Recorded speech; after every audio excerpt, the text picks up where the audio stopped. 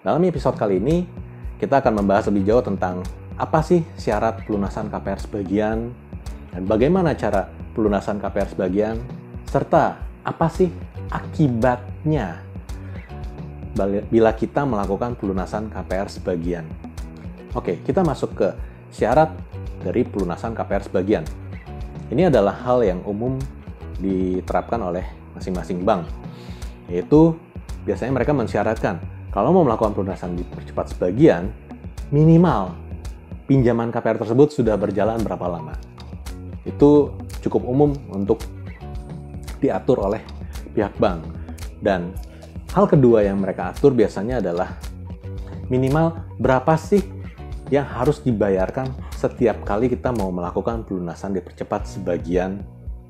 Biasanya sih pihak bank mensyaratkan ada nominal minimalnya. Jadi kalau misalnya contoh nih, misalnya teman-teman punya pinjaman 500 juta, angsurannya misalnya sekitar 5 jutaan, dan kebetulan nih bulan ini teman-teman punya duit nganggur 2 juta gitu. Nah, terus teman-teman mau ngurus, saya bisa nggak ngelakuin pelunasan KPR sebagian nih dengan 2 juta ini? Nah, dengan nominal tersebut sudah hampir dapat dipastikan, saya bisa bilang bahwa itu kemungkinannya sangat-sangat kecil untuk dilayani oleh pihak bank. Kenapa? Karena nominal yang kamu mau gunakan untuk melakukan pelunasan itu nominalnya lebih kecil daripada angsuran kamu. Nah, emang prakteknya kayak gimana sih? Biasanya memang kayak gimana? Nah, biasanya sejauh yang kami tahu adalah disyaratkan minimal berapa kali angsuran gitu. Ada bank yang menerapkan minimal 3 kali angsuran, ada bank yang menerapkan minimal 5 kali angsuran, tapi ada juga bank yang menerapkan 10 kali angsuran minimal untuk bisa melakukan pelunasan KPR sebagian. Nah, ada juga yang matok langsung secara angkanya. Minimal melakukan pelunasan KPR sebagian tuh minimal berapa persen dari sisa pokok hutangnya. Nah, ini adalah hal-hal yang umum disyaratkan oleh pihak bank. Kenapa disyaratin seperti ini? Ini lebih karena pekerjaan rumah yang dilakukan oleh pihak bank di belakangnya terkait dengan pelunasan KPR sebagian ini effortnya lumayan. Secara administratifnya cukup panjang, ada hal-hal yang perlu dilakukan. Jadi itulah sebabnya untuk melakukan pelunasan dipercepat sebagian biasanya memang disyaratkan minimal sekian supaya nggak terlalu sering terjadi transaksinya. Karena kalau sering kali terjadi berarti effortnya pihak bank di bagian administratif untuk kreditnya itu harus cukup besar. Padahal sebenarnya secara bisnis bank biasanya lebih mengutamakan sisi lini yang mendatangkan bisnis. Oke, kita masuk ke bagian berikutnya mengenai gimana sih caranya untuk melunasin KPR sebagian. Nah, caranya ini cukup mudah. Teman-teman bisa melakukan pengajuan pelunasan sebagian itu melalui call center dari bank tersebut. Atau kalau memang ternyata call centernya mengatakan bahwa, oh maaf kami tidak bisa melayani lebih lanjut terkait dengan pengajuan pelunasan KPR sebagian dipercepat gitu. Nah, ini teman-teman mesti ingat kembali nih. Biasanya dulu pada saat lagi akad KPR, itu ada dapat satu surat. Jadi, kalau kita mau melakukan hal-hal terkait dengan KPR kita, itu kita cukup menghubungi PIC yang tercantum di surat tersebut. Atau ada nomor teleponnya khusus. Atau bisa juga teman-teman melakukan pengajuan lewat cabang. Atau sentra dari pemrosesan KPR dari bank tersebut. Nah, informasi mengenai cabang mana atau sentra pemrosesan KPR-nya ada di mana dan segala macam, itu seharusnya teman-teman bisa dapatkan juga melalui call center dari bank tersebut kalau memang ada. Tapi kalau misalnya bank tersebut tidak memiliki call center yang cukup memadai untuk memberikan informasi seperti itu, maka teman-teman bisa mengajukan ke cabang di mana teman-teman melakukan pembukaan rekening untuk rekening auto debit bayar angsuran KPR tersebut. Nah, bisa coba mulai tanya-tanya di situ. Dan pastikan bahwa ini memang saya mengajukannya untuk pelunasan KPR sebagian ini ada buktinya. Jadi secara tertulis. Ada tanda terimanya di sisi kita. Kalau misalnya kita mengajukannya lisan tapi diberikan tanda terima, ya itu artinya ada buktinya juga. Jadi nggak perlu kita nulis surat gitu, saya mau lunasin sebagian berapa gitu. Nggak perlu. Tapi sepanjang ada bukti bahwa memang kita sudah melakukan pengajuan untuk melakukan pelunasan KPR sebagian dan sudah dijadwalkan rencananya tanggal berapa, nominalnya berapa. Nah, itu sudah cukup.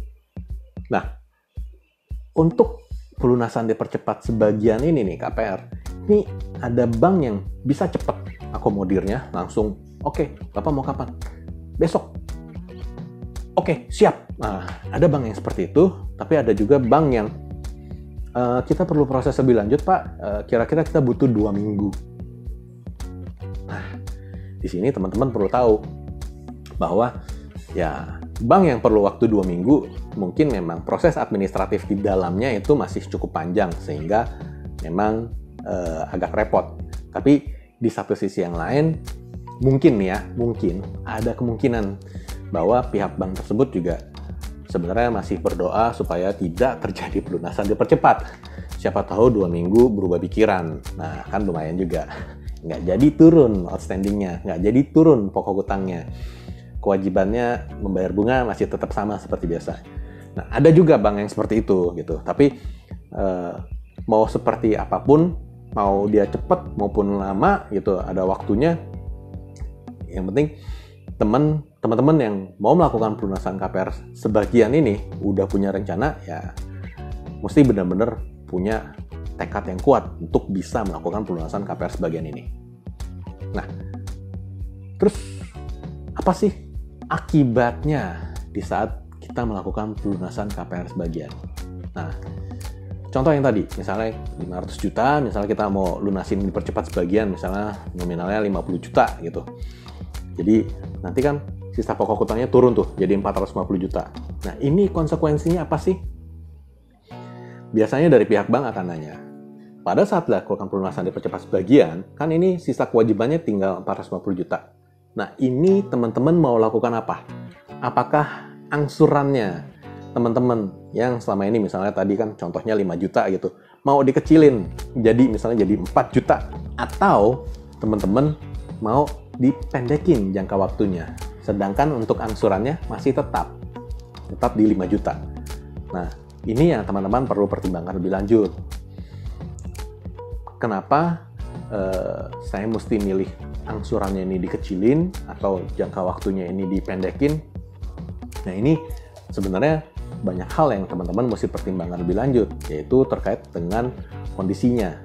Pada saat teman-teman melakukan pelunasan dipercepat sebagian, apakah ini lagi masuk di bunga fix atau di bunga floating, dan perbandingannya dengan kemampuan teman-teman untuk menghasilkan imbal hasil kembali dari nominal yang teman-teman melakukan pelunasan dipercepat tersebut. Jadi misalnya contohnya kayak gini. Kalau kondisi bunga fix saat ini kan banyakkan bank ada di kisaran 6% sampai 9% gitu. Nah, anggap aja angkanya di 7% lah. Lalu teman-teman melakukan pelunasan dipercepat sebagian di saat bunga fix 7% dan teman-teman punya usaha, punya bisnis yang bisa menghasilkan lebih dari 7%, sebenarnya sayang sih kalau teman-teman mau melakukan pelunasan dipercepat gitu. Tapi kalau memang bisnis teman-teman atau usaha investasi dari teman-teman itu menghasilkan imbal hasil yang kurang dari 7%, maka itu sangat layak untuk langsung segera dilunasi dan mendingan dipendekin aja jangka waktunya. Berikutnya, terkait dengan konsekuensi lebih lanjutnya adalah kalau kita milih pelunasan dipercepat sebagian ini efeknya ke perpendek jangka waktu, maka ini dari pihak bank pasti akan melakukan penjadwalan akad untuk adendum perjanjian KPR atau perubahan perjanjian KPR. Kenapa? Karena di perjanjian KPR kan ada jangka waktunya, dan jangka waktunya itu kalau misalnya ada perubahan ya berarti harus diubah. Berbeda dengan kalau misalnya kita minta, oh ya udah angsurannya aja deh dikecilin gitu. Nah, ini kondisi kalau angsurannya dikecilin, itu teman-teman nggak perlu untuk melakukan adendum pinjaman KPR, karena nominal angsuran biasanya itu nggak dipatok mati gitu, nggak dipantek, nggak dicantumin ini pasti sekian gitu. Kenapa? Karena angsuran KPR yang angkanya kita bayarkan secara tetap di awal, itu suatu waktu bisa berubah pada saat kita memasuki masa periode bunga floating. Jadi biasanya untuk perubahan angsuran itu tidak akan ada pengaruhnya dengan perjanjian KPR. Oke, demikian informasinya. Semoga teman-teman bisa mengambil manfaat yang maksimal dari informasi yang di-sharingkan. Dan jangan lupa share informasi ini juga, video ini, ke teman-teman yang lain supaya lebih banyak yang tahu dan lebih banyak yang bisa ngambil KPR dengan lebih bijaksana. Oke, sampai jumpa di episode KPR berikutnya.